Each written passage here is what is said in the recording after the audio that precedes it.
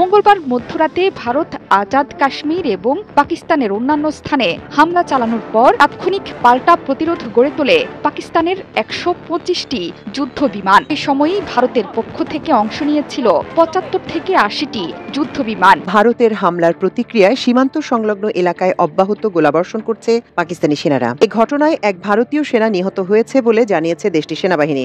পাকিস্তানের গোলার আঘাতে লণ্ডভণ্ড হয়ে গেছে ভারতের ওই বিমান।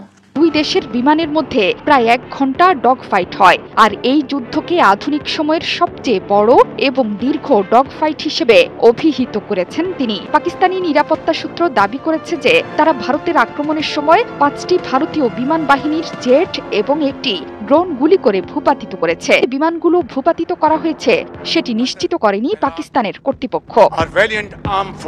ভূপাতিত বিমানগুলোর মধ্যে আছে ভারতের ৩টি রাফাল জেট।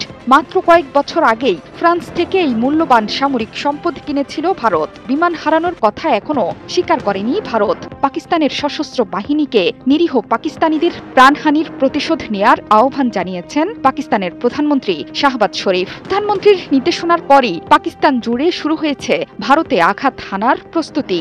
পাকিস্তানে হামলা চালাতে গিয়ে বিধ্বস্ত ৫ যুদ্ধ বিমানের মধ্যে ৩টি রাফাল, যার প্রতিটির মূল্য $২৮৫ মিলিয়ন কাছাকাছি।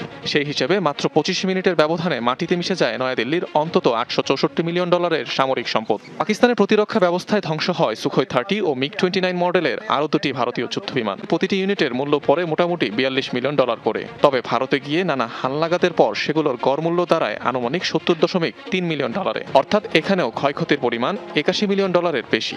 এসব হামলায় বেশ কিছু সন্ত্রাসী ঘাঁটি নির্মূলের দাবি করা হয় ভারতের তরফ থেকে। তবে ইসলামাবাদ বলছে ক্ষতিগ্রস্ত হয়েছে কয়েকটি মসজিদ, স্কুল সহ নানা বেসামরিক স্থাপনা।